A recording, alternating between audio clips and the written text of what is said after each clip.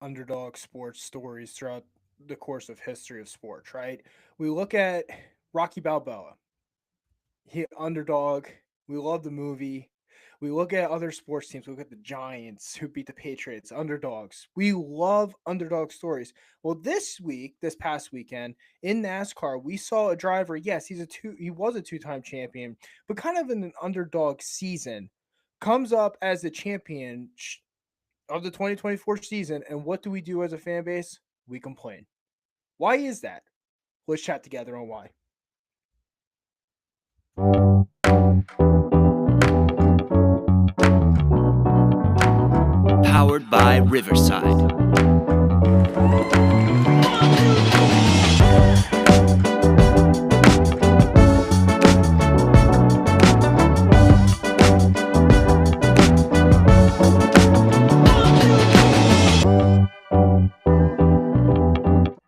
What's going on, everybody? And welcome into a brand new episode of the Broken Wheel Bearing Podcast. I'm your host, Matt Codd, this week. No Vince, but it'll be you and I solo this evening talking about the Phoenix Championship race weekend that just occurred. Guys, so heartbreaking. Let's restart that. I love this past weekend. I love championship weekend, but I also hate it at the same time. Why is that? Because that was our official last race of the 2024 NASCAR Cup Series schedule. We got to see a champion crown this past weekend. For me, I'm pretty excited on who won the championship. I know there's a lot of people and a lot of people in this fan base that did not like it. Again, it reminded me of an underdog story. Yes, two-time champion, now three-time champion. So how underdog is he? But this year specifically, he was the underdog. And he comes away with it and he prevails as the champion. A lot of people don't care for it. We're going to discuss with all of you on why you didn't like it. Again, we're live on YouTube right now, so feel free to pop in. If you're listening to us on live stream, feel free to come into our chat. We will love to interact with you as well. But loaded show on tap this evening with all of you, right? We're going to discuss clearly the Cup Series out in Phoenix. We're going to be talking a lot about the championship, but I really want to dive in with all of you. I asked a really good question, I thought, on Facebook to a lot of different Facebook groups. And I really felt like we got some really good answers. And it was in regards to the playoff system. Every single week, we either have fans that love the playoff system, like myself. I love it. I think it's fantastic. It mimics all other American sports. We also have a part of the fan base that completely hates the playoff system, completely hates it. So I wanted to ask for my playoff system or playoff format sucks crowd, what do you do to change it? We'll be diving into those answers this evening. We'll be discussing that with you. Also, this evening, we got some J Ski sponsorship updates I want to share with the audience. We'll go through that. And then, as I said, we will be very heavy this evening on the 2024 Cup Championship. We'll, we'll really just gloss over the Xfinity and the Craftsman truck.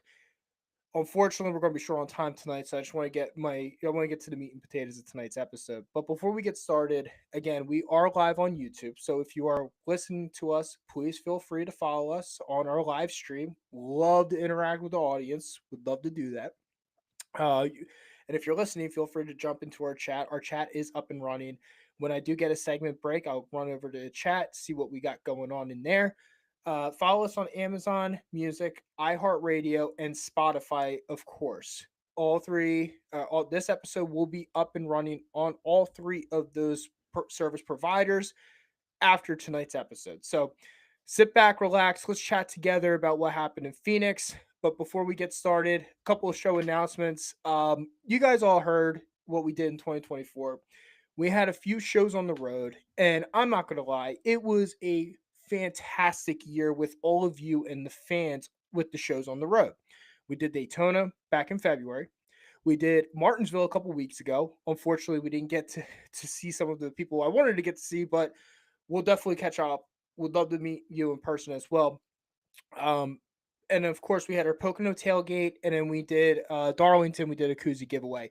So I want to just mention to the audience, we will be doing a couple shows on the road next year. We're trying to get to five of them. I want to get to five races in 2025. But realistically, it's probably going to be four.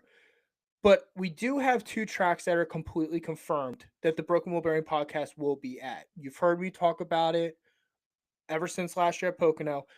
We will be officially back for the Pocono tailgate in 2025. That's official. That is confirmed. June 22nd, we'll be at the Tricky Triangle. Now, the other track that we have officially confirmed in 2025 is the Monster Mile. Yes, that is right. We will be back at Dover for the first time since 2019. This was well before I became a podcaster, and I was just a fan just like you. But Dover, again, being in the southeast corner of Pennsylvania, right outside Philadelphia, Dover is about probably maybe 2 hours from my house.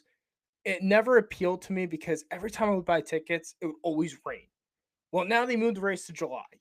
Yes, this is going to be hot as hell, of course, but I'm super excited to do a live show from the Monster Mile. So that's right, Broken Wheel Bearing Podcast confirmations 2025 so far.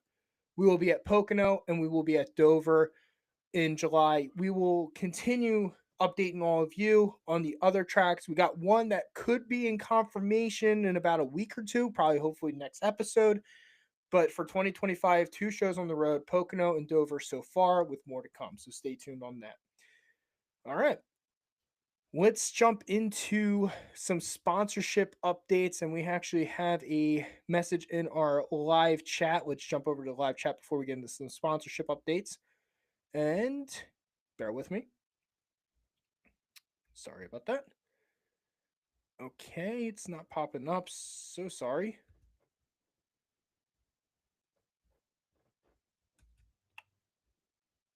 Okay. There we go. Sorry about that. Try over life. You checked in. Matt got that 3-chi hat on because Kyle Busch's 19-year record long win streak went up in smokes. Yes. Actually, that's a good point, Trioval. I really didn't think about it.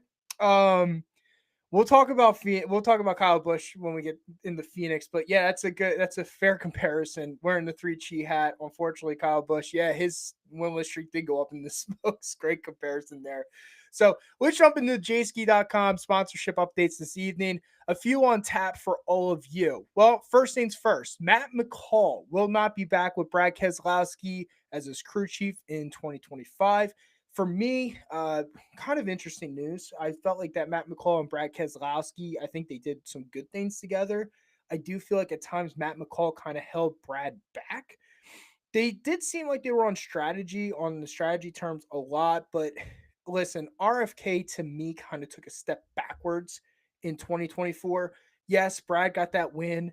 Chris got that win at Watkins Glen, but I felt like going into 2024, these two, the dynamic duo, I expected a lot more considering that Chris got into the round of 8, Brad got to the round of 12. Both took a step back. I like the move in regards to Matt McCall to leave in RFK Racing. So I'm kind of hoping that Brad ends up bringing another analytical type of guy to get him over that top and get him more wins and into championship contention. So update number 1, Matt McCall will not return as Brad Keselowski's crew chief. Update number 2 this week from jski.com. Xfinity is going to be returning as the entitlement sponsor of the Xfinity Series for 2025, according to NASCAR. There was rumblings, there was some rumors that Xfinity could be leaving the the title partner in NASCAR. Good to see Xfinity back. I think Xfinity is a cool sponsorship. That's one of my favorites actually. So really happy to see Xfinity back into the fold of NASCAR. Update number 3. I think if you follow us on Facebook, I feel like if you follow anybody on Facebook, Bobby Allison ended up passing away this past week. I believe Trioval Life said it best on Facebook. That race up in heaven is starting to get more and more intense. And I think it made me one of the thoughts I had when Bobby ended up dying or passing away this past week when we heard the news. I finally gets to be back home with Davey Allison. So I'm really happy to hear that's I guess the saving grace of the situation. Even though he passed away, he gets to go home to his son. So update number 3 was Bobby Allison ended up passing away. Update number 4. This one was a little interesting. There was rumors, there was rumblings, but according to jski.com, Denny Hamlin and FedEx will be ending after this season in 2024. It's a damn shame. Absolute damn shame. Another, to me, legacy sponsorship that personally I liked a lot. Whenever you think of Denny Hamlin, you think of FedEx. Whenever you think of NASCAR, you always saw the FedEx sponsorships. But unfortunately, we saw FedEx kind of reduce races over the last couple of years. We saw Mavis kind of come into the fold with Denny Hamlin. It was officially confirmed through a Facebook uh, Facebook message or Instagram message from Denny Hamlin that FedEx will no longer be with Denny Hamlin from 2025 moving forward. So that's another update. And one more from jski.com we have is Jimmie Johnson is planning on running in select races in 2025. So this one to me, nothing has been confirmed on what races he's going to be running, but I have to say this about Jimmie Johnson and running races at this point. Yes, he wants to get more information and more data for Legacy Motor Club about the next gen car. But can Jimmie Johnson just retire, please? I love Jimmie Johnson more than anybody. He's a 7-time champion. But at this point, you are now damaging. You're not. I mean, I don't want to say he's damaging his legacy, but it's starting to become a little bit of an embarrassment. Call it a day. Call it a career. You had everything. Just be an owner. I don't need to see Jimmie Johnson anymore on the track. I've seen enough, and for him to continue running races, it's not a good look. Now, the one thing I saw a stat. I forget what the source was, but they said that Cody Ware this year in 2024. Now, granted, they both ran select races. Cody Ware ended up having a higher average finish than Jimmie Johnson. Cody Ware. So for Jimmie, just please retire. So, all right. And the final update in the jski.com sponsorship updates, NASCAR will examine possible changes to the playoff format in 2025. And in this article update from jski.com, they will not be able to overhaul the playoff system until 2026 at the earliest. So, for all my NASCAR playoff fans that hate the playoffs, well, changes might be coming. So, all sponsorship updates again, courtesy of jski.com. Follow them on Facebook, X, or by web like we do at www.jski.com. So, all right. Time to get into the championship weekend and the championship discussion. But before we do that, let's jump into the chat back again. And we go into Trioval Life, who's checking in again. Matt McCall is a great guy and amazing with cars, but he is not somebody that needs on a box. He has 4 career wins in 10 years as a crew chief with 6 years. Oh, excuse me. With 6 years in charge of Kurt Busch and Brad Keselowski. Totally agree with that statement. I think Matt McCall is a good program builder or a guy that you can kind of take the program from the ground, get him to a certain level, similar to what the Golden State Warriors were, right? They needed a coach like Mark Jackson. Mark Jackson comes in, he takes the Warriors to the NBA playoffs. They become a playoff team, but can't take them over the top. That's where I feel like Matt McCall is. I feel like Brad needs somebody that can elevate that 6 program a little bit better. Totally agree with that with Trioval. Trioval also checks in and he says, Bobby Allison got to go home and see his wife Judy and 2 sons, Davey and Clifford, as well as friends like Neil Bonnet and many others. Absolutely. Absolutely. And again, like I said, I think that's the biggest takeaway from this, right? Bobby Allison gets to go home. He gets to go home. And I think that was when I read the news. Yeah, I teared up. I did. Of course. Who wanted? But I think the coolest thing is that he finally got to go home to his family and friends.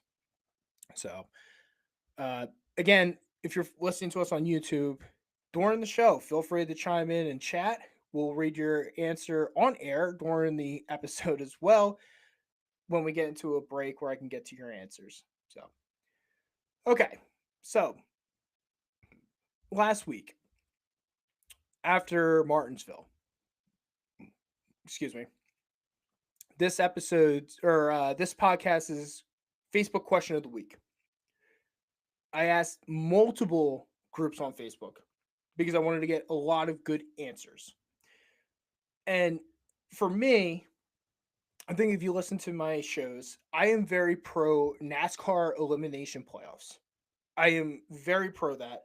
The reason why it mimics a lot of American pro sports. It mimics the NFL, mimics the NBA, mimics the MLB, NHL, etc. I like it, but a lot of people don't. And a lot of people continue complaining. So it was time for me to ask the question in these groups. And I told you guys if you answer, we'll definitely read your answer on air. So, Facebook question of the week from last week: for my NASCAR playoff system sucks crowd. How do you fix the NASCAR playoff system? My only response I had, or the only thing I had for the fans was do not come back to us and say, well, reward consistency and bring back the old format. You know, I know that is not going to come back whatsoever. That does not bring drama. But again, best answers will be read on air. So we're going to start off with the first answer that we got about this question of the week. And that was from our own Broken Woodbury Podcast Facebook page. And it stems from Chris T. Skies. If I mispronounce that last name, I apologize. Feel free to reach out so I can get you credit. Chris ends up writing, first must be above the 20 first must be above the top 20 in points to be eligible and can be retroactive. If you got to win in week 6 but we're 25th in the standings, ineligible currently, but week 26 you're at 16th, you're eligible for the playoffs. Next, instead of eliminating 4 drivers every 3 races, eliminate 8 after the first 5 races. Final 5 races, points reset to the total with all stage points, and just go from there. No more Final 4, top 8 duke it out over a 5 race stretch and still earn playoff and stage points. This one was pretty interesting. I liked what Chris said here. This whole argument for me came after Austin Dillon won at Richmond. And he said, well, I had to do what I had to do.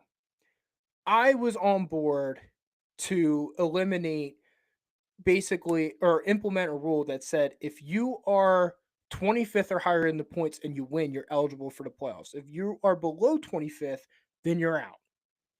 Similar to what Chris said, you got to be retroactive. Now, if you climb above the certain amount of points, you get into the playoffs. If you go below the points, then you're out of the playoffs. I like that rule. I know a lot of people have been talking about one race shouldn't determine the championship, all that good stuff. Chris ended up saying on this one, he said, final 5 races, top 8 duke it out. Pretty interesting scenario. I like it. I would have to see what the playoff format looks like in general with this layout. Next, we would go over to, we asked this question into, bear with me. We asked this question into the NASCAR History Nextel to Now group chat. And we ended up getting a lot of responses out of this group. We're going to start off with Gage. Gage ended up saying, I grew up in the late Winston Cup era, and I thought the format from 04 to 2013 wasn't that bad. This one is just silly and nonsense, just my opinion, but at this point, this is what they want, drama and chaos for better or worse. I end up responding back to Gage. Respect the answer a ton. I prefer the current playoff system because I enjoy drama, but I can respect how you like the 04 to 2013 format. I think the 04 to 2013 format was good, but again, I like how just like in any other sport, it doesn't matter how consistent you are in the regular season. You have to go into the playoffs and win games or races in NASCAR to win the championship. We also had Justin. He ended up he wrote to us. He said, "Bring back the chase like 04 through 06, but wins need to be worth more points. That way, both wins and consistency can be rewarded, rather than have a 25th place driver win Talladega and automatically get in." I understand, Justin. I completely understand that. You know, I feel like with the restrictor plate, we saw it this past year. Harrison Burton, right? Great story about him winning Daytona with his dad on the call. But the one thing that I did not like is that it was an automatic berth into the playoffs. Joey, he checked in with us and he said, first, have the field be 12 cars, not 16, and only do drivers in the top 20 in points like it used to be. Whoever wins the regular season championship automatically advances to the final race. Points reset then every 3 races. Whoever earns the most points in the first round goes to the final four. Second round, same thing. Points reset except for points earned for wins like the first round, and same thing for the second round. Again, most points earned in the third round goes to the final four. That way, everyone is in contention. Wins matter, consistency matters. Obviously, there is no win and you're in to the next round. Just got to earn as many points as possible. But win points should be the next, it should be like 10 extra points. That way, they mean more. This one is pretty interesting. I think the overall theme that we've gotten right now so far to date is eliminate the win and in to the next round, and wins just earn you more points. I do think that we need the reward again. I think we need the reward wins at a higher rate than anything. I think that wins are very important in the sport. The whole goal to go to the track is to win the damn race. And it's very difficult to sit there and look at a champion. I used 2003, Matt Kenseth as an example. In 2003, he had one win, very consistent driver. Ends up clinching the championship at Rockingham. Race 35 out of 36. Goes to Homestead, finishes 43rd. If you're a Matt Kenseth fan, there was nothing exciting about that. If you went to Homestead. I'll do a couple more here and then we'll jump over we'll talk about the Phoenix race. Trenton ended up checking in with us and he said, I wouldn't mind the original chase coming back, but reward points for wins, stage wins, and where they finish in regular season point standings. But no win and you're in, no rounds, just 10 races straight up with playoff points. Again, I feel like we're just, for that one, Trent, it's a decent answer. I just feel like you're reinventing the wheel with what we did from 04 to 2013. And then let's get to Cody from NASCAR Racing Podcast. Great podcast, by the way. Check them out. Him and Rod do a great job. If you're a big gambler, incredible job. Cody checked in. He said, doesn't matter what you do, no matter what, they won't be happy. Totally agree with what Cody said there. I feel like you give people an opportunity to change something. What they're going to end up doing is they're just going to continue complaining no matter what it is. You're not going to make everyone in the fan base happy. Now, thank you for everyone that volunteered answers. I hope I got to as many good answers as possible. We did have a lot of answers come back to us with the old, let's go back to the old Winston Cup format. For me, and my argument to this was, listen, I was younger than a lot of the older NASCAR fans. I do remember the Winston Cup format. 03 is the one that sticks to my head because of Matt Kenseth. That was last year, so I was about 10 years old when that happened. For me, when I look at the old Winston Cup format, yes, you're rewarded consistency, but what other sport in this country rewards consistency? None. You have to win in order to win a championship. And that's where I think NASCAR did it right. My only change, I want to change or overhaul the whole format. Now, granted, it's very difficult when Brad Keselowski is quote tweeting Auto Racing Analytics last week and literally saying we need to reamp the whole entire format because of what happened with Christopher Bell at Martinsville and all that type of stuff. Listen, you don't need to change the format. The format's beautiful. It's entertaining. It is drama filled. The only thing I would tweak, again, I would prefer us to mimic more American sports in this country. And I prefer to see whoever wins the regular season points championship. This year it would have been Tyler Reddick. I would like to see them get a first round bye. Well, how far do we go on the first round bye? Okay, he wins the regular season points championship. I would not give him an automatic bid into the Final Four. I want it. But I would give him a bid to the round of 8. I would give him a first round, or basically it would be a first 2-round bye. You win the regular season points championship, you get an automatic bid into the round of 8. Now, if the regular season points champion does not win the most amount of races, so in this situation this year, we had Kyle Larson win the most amount of races with 6 in the regular, or 6 this year, and then we had Tyler Reddick in the regular season champion. Those two automatically get that first 2-round bye. So those two will automatically lock themselves into the final 8. I still need to see the guys race, and I still need to see them earn their opportunity to get to the round of 4. They can't just automatically go to the round of 4 because yes, we rewarded consistency, but then all of a sudden now we got a driver that's completely locked in. He doesn't have to do anything. He could just sit around and just work on his Phoenix car the whole entire playoffs. I still need to see that driver go to the track and still compete at a high level. So I believe that in this playoff format, which I love, the only tweak I would do is that whoever wins the regular season points championship gets a bye all the way until the final 8. And if the regular season champion does not win the highest amount of races, whoever wins the highest amount of races in that season, they get a bye as well. Now, if the regular season points champion ends up winning the most amount of races in the regular season, then there's only one bye. That is it. I don't need to see all these drivers get buys and all that type of stuff. You're putting back what everyone's complaining. We put emphasis into the regular season again with the regular season points championship. And also, we have drivers going for wins at this point. So that's what I would do. That's what I would tweak. But again, I don't want to see them completely eliminate anything that they have in place. My last point on this topic. I heard a lot of people sit there and say, I don't want to see NASCAR have a regular or one race for their championship. I don't want to see that. But at the same time, how do you solve that? Because NASCAR is not going to run at the same track 3 times in a row to determine the championship. They're just not. So for me, I would prefer to see one racetrack a year determine the championship, which we already have, like we saw this past week at Phoenix. But the one thing I would do is I would mimic it almost like the NFL. The championship race, similar to the Super Bowl, that is NASCAR. I know the Daytona 500 is classified as NASCAR Super Bowl, and it's a beautiful, great. It's one of the best tracks I've ever been to.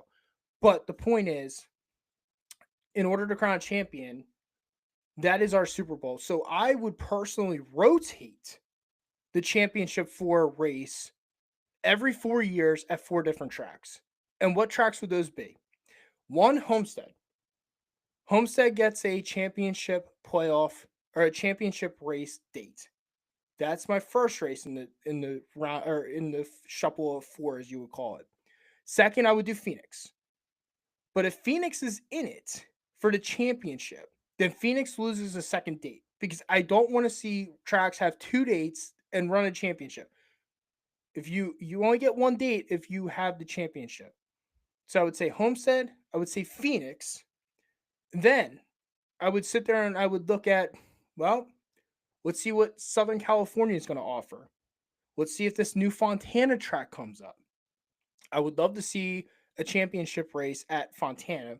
And then my 4th in the rotation would be Martinsville. So the 4 tracks I would rotate every 4 years would be Martinsville, Homestead, Phoenix, and whatever track Fontana ends up building.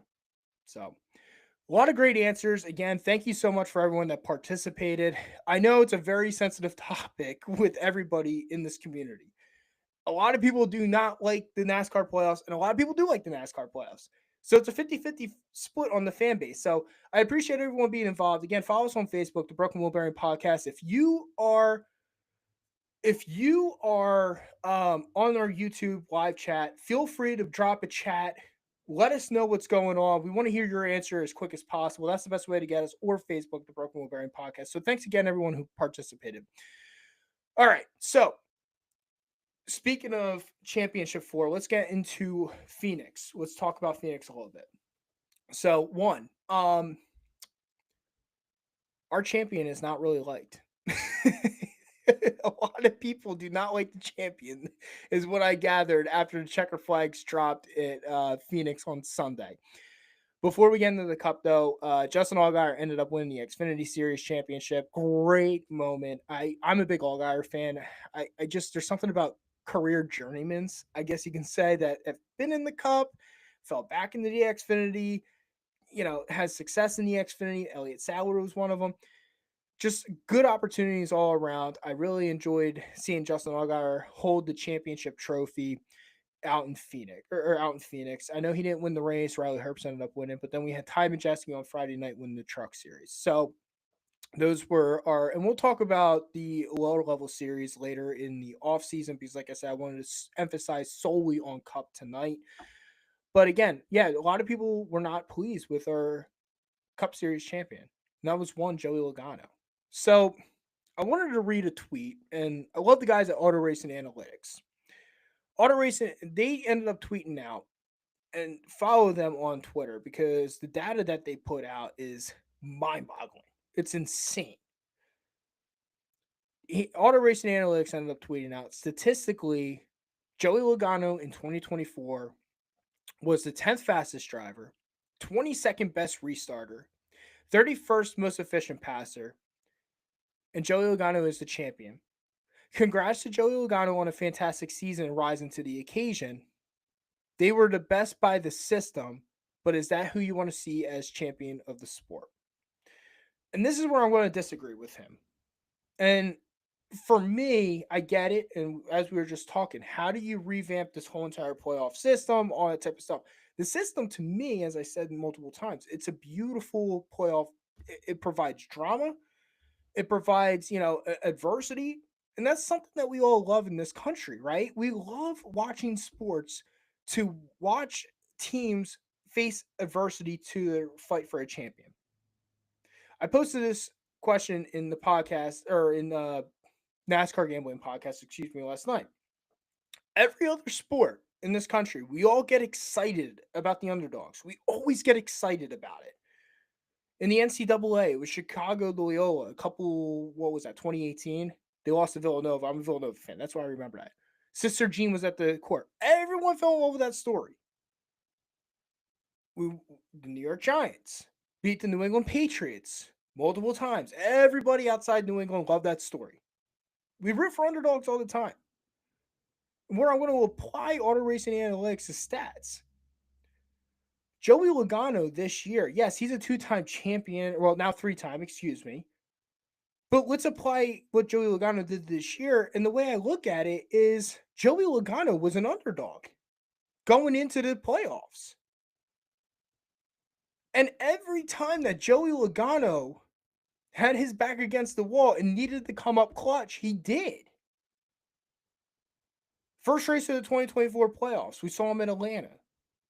Yeah, I mean, listen, he was not ranked. He was not seated very well in this playoffs.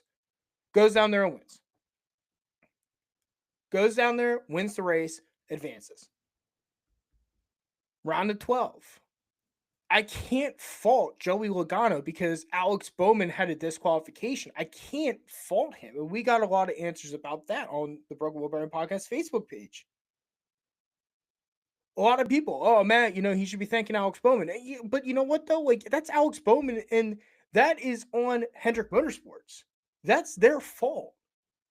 I'm not going to blame Joey Logano. Joey Logano actually had a good strategy. He's not a good road course racer at this point in his career, but he had a good enough strategy to put him in a good enough position to be able to advance. Now, Reddick came back from wrecking, ends up coming through the field. Reddick advances, same with Bowman. Well, guess what? Bowman ends up getting disqualified for a weight issue on the car. It's not Joey Logano's fault. Again, he did enough to put himself in a position. And what does Joey Logano do? In the next round, in the round of 8, he ends up taking care of business. Great strategy call by Paul Wolfe. Great strategy call by Joey Logano.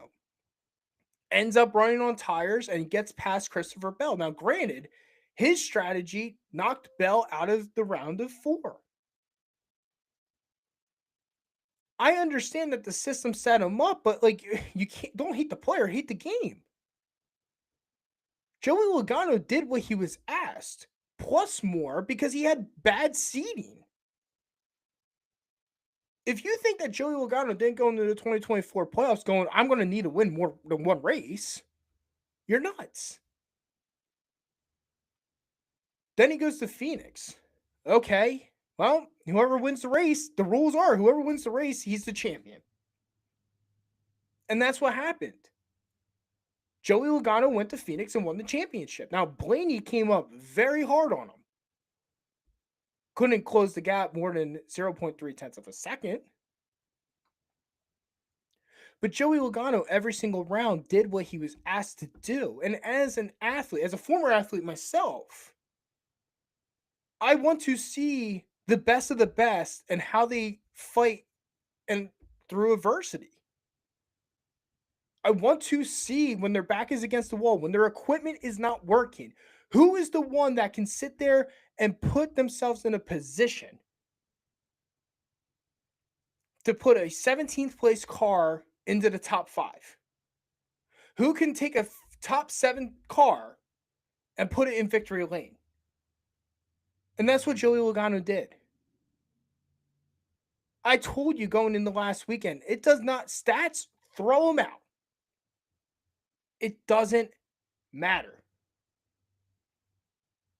Yes, I understand Joey Logano has, I mean, let's read his stats according to NASCAR.com. His 2024 over final stats. Yes, he's the champion, right?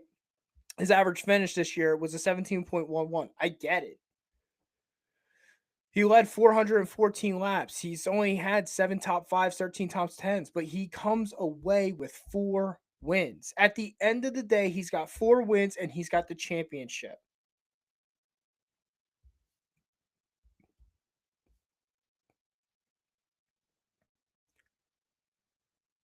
I don't know what else we have to do to crucify our champion. Yes, NASCAR is not like what it was in 1998. He was given an opportunity in a system and he took a care of business. Because as a 2-time champion in the sport, he knew how to overcome adversity to capture his 3rd championship. And for me, not just is this 3rd championship, honestly, was impressive by Joey Logano. Because let's call it as is. Logano, to me, was out of the picture. He was great at Daytona, got into an early wreck in Atlanta, and then completely was non-existent all through the spring and early summer stretch, right? I mean, they went to New Hampshire. I mean, there was like, well, how do we get, maybe this is the Logano race. He's below the cut line. Well, guess what happened? He wins Nashville, clinches his ticket, gets into the playoffs. And again, he wins in the playoffs. Atlanta did enough to put himself in a position for Bowman's mistake for him to go into the next round. And he knows it. Paul Wolfe knows it. If they don't pull that strategy, they're not sniffing the Final Four. They pulled off the strategy and it prevailed. There's also a lot of drivers that have tried different strategies and it failed. For Paul Wolfe and Joey Logano, excuse me, it worked. And then he went to Phoenix, won the game, race, won the championship. Is he the worst champion of all time based off stats? Probably. But when we look at the chapters and the history books of NASCAR, outside us analytic computer nerds like myself, Grant over at Auto Racing Analytics, a couple of the beat writers, no one's going to care. They care in the moment. They're not going to care 10 years from now. No one's going to look back on it and go, wow, Joey Logano had a 17.11 average finish. What they're going to sit there and say is, oh my God, do you remember what Joey Logano did in the 2024 playoffs? The dude was basically a wounded wolf going into the playoffs. And he comes up clutch. To me, what Joey Logano did and what Grant over at Auto Racing Analytics did, essentially all those stats that he provided me makes me appreciate Joey Logano's championship even more. He did not have the best Penske car all throughout the season. He didn't have the best equipment. And he still found a way. And I think that should scare you. because all the stats and data got thrown out the window. And he still overcame. Let's talk about the remaining Final Four drivers after Joey Logano.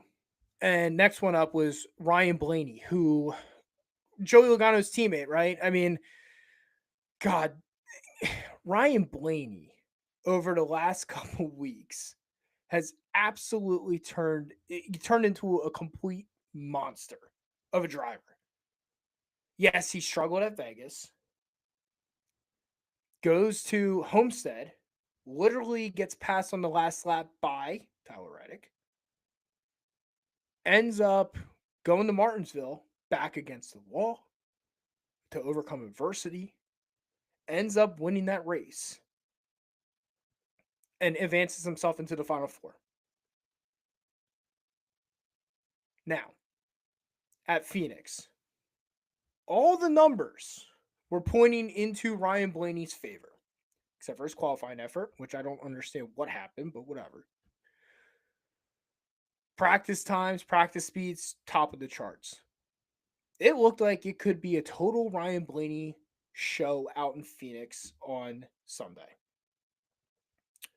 But instead, his teammate prevailed.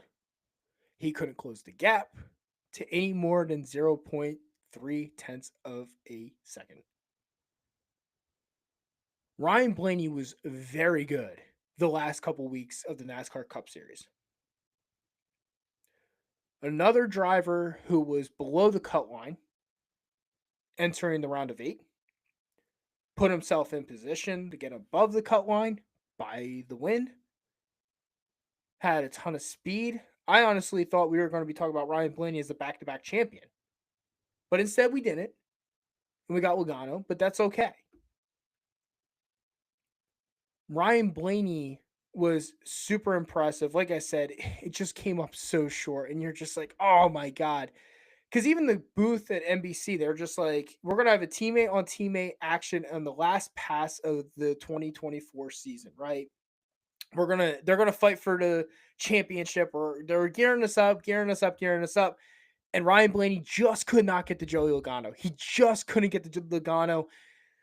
And for me, I was talking to friends of mine, fans, all that type of stuff, and I said what probably ended up happening with Blaney, and again, that final march to get to Logano, he was putting down track times. He was putting down a lot of speed that, quite frankly, I think that after a certain amount of laps, both Logano and Blaney's tires basically evened out. And I think that's what ended up screwing Blaney at the end. He got there, but before he got there, he was putting down some hard laps. A lot of tire wear. And unfortunately was unable to get up to Joey Logano. It was, again, though, it was a very impressive run for Ryan Blaney in the 2024 Cup Series. Again, a driver that came below the cut line in round of 8, goes to Martinsville, ends up, and not even Martinsville, Homestead, almost wins Homestead, gets passed by Tyler Reddick, goes to Martinsville, wins the race, goes in for a fighting chance for his second Cup championship. Ryan Blaney's final stats in the 2024 season. He had a 15.2 average finish with 7 DNFs, 12 top 5s, 18 top 10s, 3 wins in 36 races. Now, there was a stat that went out there, and again, I should have reposted it when I had it. Someone ran down all the mileage that each driver ran in the 2024 NASCAR Cup Series season. And Ryan Blaney was ranked dead last in the amount of miles ran in the 2024 season. For him to even sniff the championship 4 with 7 DNFs is remarkable. And everyone's going to complain. They're going to be like, well, Kyle Larson wasn't in the championship 4 and all that type of stuff. Well, listen, Kyle Larson, yeah, he won 6 races. But, the DNFs killed him. Him being impatient around Reddick at Homestead killed Kyle Larson's championship 4 hopes. That is what killed it. Ryan Blaney was able to overcome 7 DNFs because he was patient enough to let his car come to him at Martinsville. and for him to win to go to Phoenix. Driver number 2, Ryan Blaney. Let's get to driver number 3. There was a lot of controversy coming out of this one, coming out of Martinsville, and that was William Byron. So, to recap this one on Byron. William Byron ended up making the Final Four. Christopher Bell got disqualified after the fake melon, as I called it last week on the show. They said it was a safety violation by NASCAR at Martinsville, right? So Bell ends up getting eliminated. Byron goes in. Now, a lot of penalties came out after William Byron came into the championship 4. Austin Dillon got in trouble. Ross Chastain got in trouble because they felt like there was a lot of race manipulation by Chevrolet to get William Byron into this championship 4 because both Dillon and Chastain were not passing William Byron. William Byron did make it into the championship 4, but like I said, it came with a lot of controversy. William Byron, to me, was pretty much, yeah, he had a shot. It really just didn't, I just never felt like from the start of this weekend till the checker flag, he was the one that I probably was the least impressed with. And I will give them credit. Him and Rudy Fugle did an outstanding strategy with tires.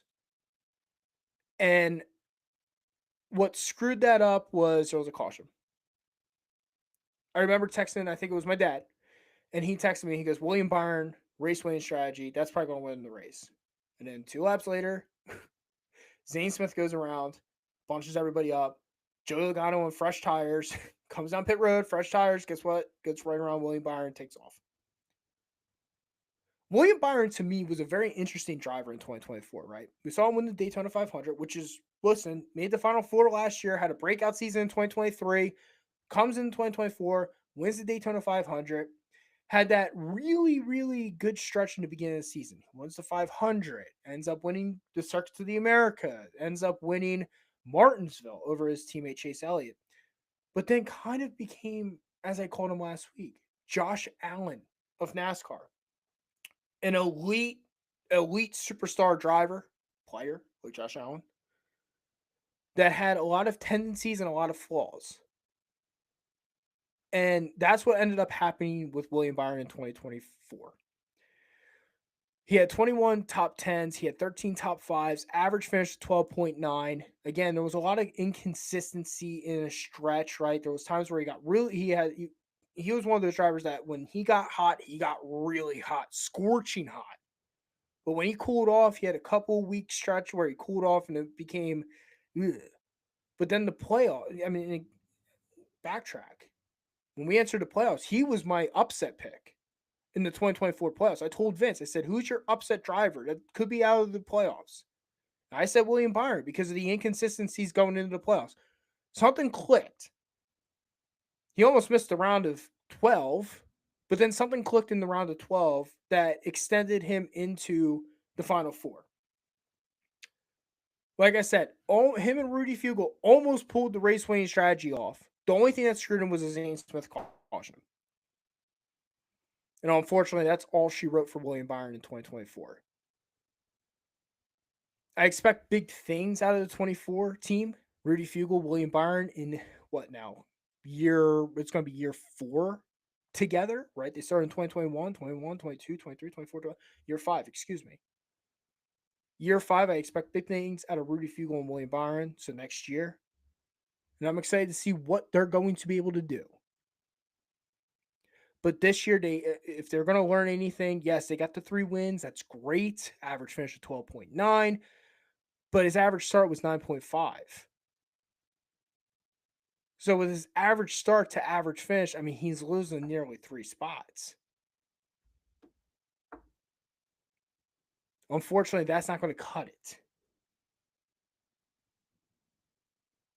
Driver number 3, William Byron. And then the final driver of the championship 4 weekend out in Phoenix was the driver of the 45, Tyler Reddick. So Tyler Reddick had a very, very interesting season. It was almost a story of two chapters. Regular season, Tyler Reddick started off the season pretty good, then got scorching hot over that summer stretch, which really just propelled him into the regular season championship. After that win at Michigan, that pretty much put him ahead of Chase Elliott and Kyle Larson for the regular season championship. Ends up winning the regular season championship at Darlington, and then finishes top 10 in Atlanta. Okay, good. And then completely falls apart. Completely falls apart in the playoffs. Going into Homestead, his playoff average finish was 20.7. Then at Homestead, he pulls off a strategy, which I think everybody on TV basically said, yeah, there's no way that's going to work. Gets the caution at the right time because of the impatience of Kyle Larson. Puts himself in the position, pulls off a game-winning shot in reference to Michael Jordan. Ends up pulling off the game-winning shot, picks up win number 3 of 2024, ends up getting himself into the championship 4. To me, Tyler Reddick was probably the most interesting driver out of the 4 I just mentioned. William Byron, we saw in 2023 go from great to elite. Joey Logano, we already know, is an elite driver. Ryan Blaney ended up, we know that, 2023 was kind of a breakout season with his championship. Tyler Reddick, to me, he made the transition last year over to 23XI, ends up winning the Circuits of the America race, then ends up winning Kansas. This year it was like, what do we expect from the 45? This is now year 2 with 23XI and Tyler Reddick. How far can this team go? Started the season off pretty good. Ended up winning Talladega, so clinched his ticket there. But then really transformed into this incredible, almost elite driver. After him and Chris Buescher ended up wrecking at Darlington. If you look at Darlington, when him and Chris Buescher ended up wrecking, when Buescher almost knocked him out, and we were at that track, I saw it right in front of me. Tyler Reddick went on this monstrous tear all through the summer with his worst finish happening at Iowa. And then it propelled him into an elite category. He went really blazing into Michigan, won Michigan. Now, I remember after Pocono, I said Tyler Reddick, to me right now, gun to the head, after Pocono on an episode, I said Tyler Reddick is going to be your 2024 champion. Now, I was wrong. He wasn't. But it definitely, I feel like leaving 2024 after the checker flag flew on this chapter, Tyler Reddick is now becoming that next elite superstar that I think we were all anticipating. Toyota, next year's going to be year 3 with him in Toyota, 23XI, depending everything that's going on behind the scenes with the lawsuit, which we'll talk about on the next episode when we have time. But for me, Tyler Reddick looks like he's becoming that elite driver we've all been waiting for. That Dale Jr. was excited about. That Richard Childress was excited about. I'm excited to see what this is going to transcend to, depending on the lawsuits that are happening. Tyler Reddick's final 2024 stats are this: 13.1 average finish, 597 laps led, 4 DNFs, 13 top 5s, 21 top 10s, 3 wins in 36 races. He made his first championship 4 appearance. So the one takeaway, and after we finish off with our Phoenix championship weekend discussion, the one takeaway I definitely want to say is this, right? No matter what happened on Sunday, we were always going to have people complaining because it wasn't their driver that won the championship. But to neglect what Joey Logano and these 4 drivers did to get to the championship 4 should not be overlooked. Each one of those drivers struggled in the 2024 playoffs. Each driver stepped up to the plate. Each driver took that next step above his competitors. For Logano, who's holding the championship trophy in 2024, he's had to overcome adversity 3 times. By winning Atlanta, by putting himself in position in case Alex Bowman got disqualified, winning Las Vegas, and then winning Phoenix. So, 4 times. Tyler Reddick did not have an easy go around in this playoffs at all. Struggled a lot of the time. Struggled.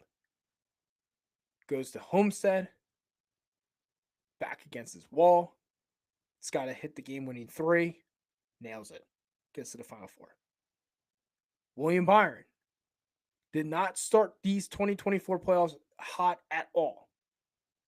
Struggled in the first round.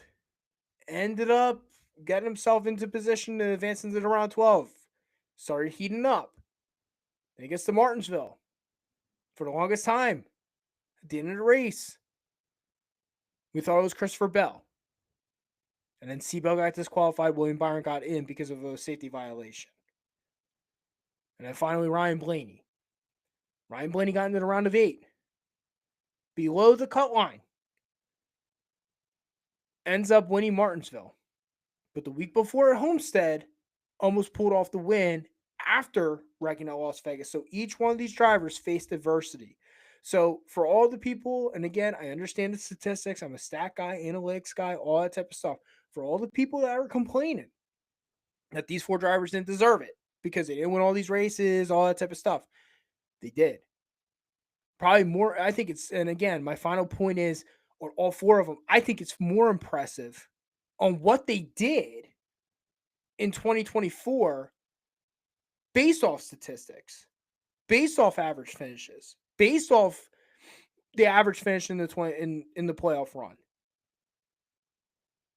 I love my guys at Auto Racing Analytics, but sitting there telling me all that stats, again, that's more impressive on Logano's championship because of how bad he was. It's impressive to me that at one point we were talking about Tyler Reddick, and I brought up a Facebook question like, is winning the regular season points championship worth it? Because Reddick was struggling. And it was because it got him into positions to eventually go win the or get himself into the Final Four. Ryan Blaney, 18.8 after Vegas, 16.7 going into Martinsville. Ends up throw the stats out the window in the 2024 playoffs. Throw them out. Ends up winning the race. Again, it's more impressive when you look at the stats, and that's why I'm an analytics guy. Because I love the stats and seeing how off sometimes these stats can be and misleading they can be. If the data told you every single year what was going to happen, then Denny Hamlin probably wins 6 championships in the last 10 years. Him and Chris Gabehart are so analytical, but that's not how it works.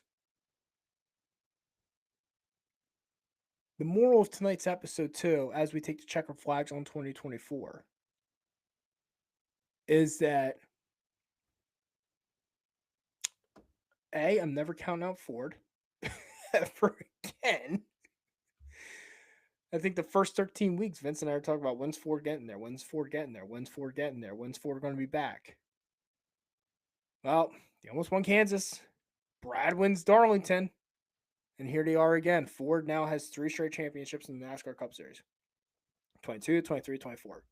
So I don't give 2 flying shits. I'm going to echo Jeff Burton on this. I don't care what Ford does because we know one of them is going to end up in the championship 4.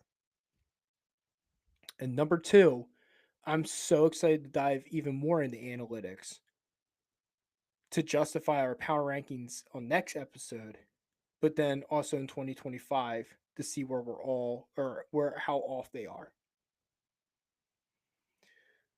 Folks, that's going to bring us to the checker flag tonight on the 2024 season. Damn. Sorry. It hits me. It definitely hits me. checker flag on tonight, or on not just tonight's episode, but the 2024 Cup Series season. I'm gonna have a couple fun questions going out to the audience tonight. One question of the week. I want to hear. Um, I'm going to give two questions a week. No Spotify polls. Two questions of the week, and that's going to be this. One, what was your favorite moments of the 2024 Cup Series season? I want to hear from you. What was your favorite moments from the 2024 Cup Series season? And number two, the second Facebook question of the week. What driver disappointed you the most? And what driver do you expect to have better? What driver do you expect to be better in 2025? I'm going to say this before we close off and get into thank yous. One thing of note, I think a lot of people, and I know Trioval said it or messaged us in the live stream chat. He said it best. He goes, so I'm wearing a Kyle Busch 3 hat. Kyle Busch 19 season winning streak officially over. So now the hunt is on when he will break that winless streak. So Kyle Busch now 19 years in a row he won a race. He didn't get the 20. Ends up not winning a race in 2024. I'm going to expect bigger expectations out of the 8 car in 2025. Um, so with all that being said, let me get into some thank yous this evening. Listen, we are going to be dropping from a once a week episode now down to a bi-weekly episode as we get into the off season. So right now, stay tuned to our Facebook page, the Broken Wheel Bearing Podcast, because I'm contemplating doing an episode next week, the 19th or the 20th, so I can avoid Thanksgiving. But if I can't get around next week just because it's the off season, we'll definitely be having an episode within the next 2 weeks. It will be our power ranking episode from 2024. So stay tuned to our Facebook page, the Broken Wheel Bearing Podcast, and we'll get those episodes up and running. We'll get those episode lineups for you and hopefully the topics. So you can join us on the live chat and talk with us as well through the live chat. So follow us on Facebook, the Broken Wheel Bearing Podcast. That's step number one. There's a lot of thank yous I have to say this year for making this season absolutely remarkable. And there's a lot of people behind the scenes that make this show very successful. It's just not me. I'm just a race fan with a bike. I really am. You know, I do this because I have passion. I do this because I love talking to fans of NASCAR, and I really do pride myself on being the southeast corner of Pennsylvania's voice in NASCAR. I do. I said it last week. Major shout out, major thank you to first of all my father Jack Hod. He ended up guy was a warrior this year with me. In regards to being on the shows on the road, being at almost actually every race that I went to, he was there with me to make sure we had koozies, make sure we had giveaways, make sure that I had all my podcast equipment. Um, I said a story last week, and I really echoed it. I will echo it again this week. My favorite memory probably of this season with him was the excitement that he had at Daytona. And I was on air. This when we were not using Riverside. Thank you, Riverside. Um, when we were on air, he thought I was actually live, but I wasn't. I was just recording an episode from the track. And he was so excited to get that information to me about the ARCA race being going Friday night instead of Saturday because impending rain. So he was so excited, and him and I shared a hotel room together for a couple of days. So and then we drove after the 500. We drove straight up back up to Pennsylvania, and I'll always remember that trip because when we were in South Carolina, I think he was sleeping. It was late at night. He was sleeping. I'm like, I just really, I'm bored. We were south of Florence, and he looks over to me. He wakes up out of a dead sleep, and he goes, "You're like 27 miles till empty. Can you get gas?" So,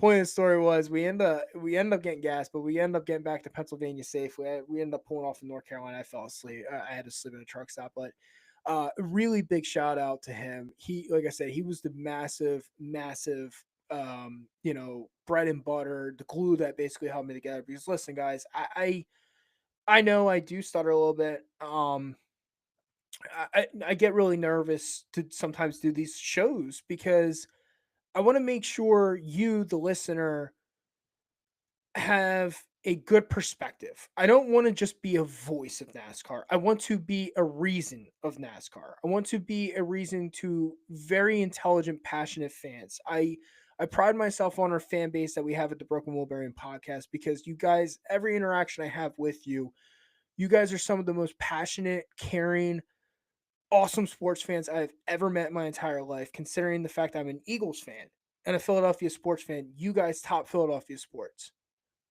And I want to be that voice of reasoning. I want to be that guy that basically goes, you know what, damn, that's a conversation I can have in a bar, but that is an awesome conversation. I love that guy.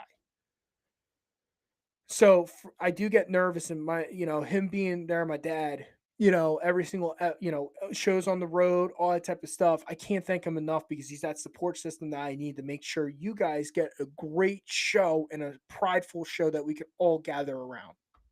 So that's the first thank you to my father, Jack Cod. Second thank you, Riverside. Beautiful studio. This has been absolutely an incredible pleasure to do. If you're looking to start a podcast, Riverside is where it's at. They're linked up through Spotify for podcasters. Once you start up a podcast, Spotify for podcasters, you click on the link, it sends you to Riverside, and it gives you this beautiful studio.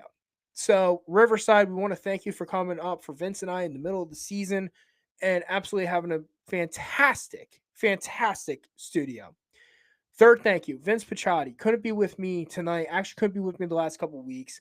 He just had a wedding a couple of weeks ago up in Pennsylvania.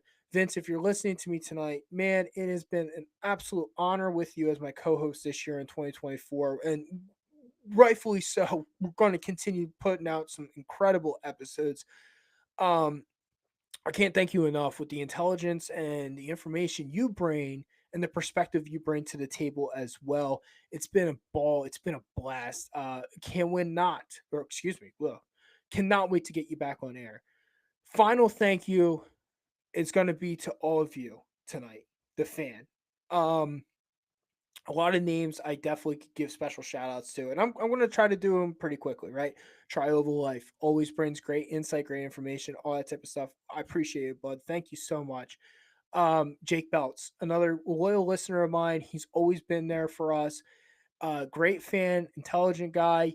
Uh, Supports us from the start to finish. Dave Martin, another loyal listener. Another guy that has brought up a lot of great points. Brian Martin, thank you so much for the artwork for this year's podcast. I can't thank you enough for that. Ryan Belts, you bring up a lot of great questions to us that we can bring on air. Um, Neil Hayes, Neil, it's been an absolute pleasure and an absolute blast to get to meet you at Darlington. You are one of the people that I continue saying, you're.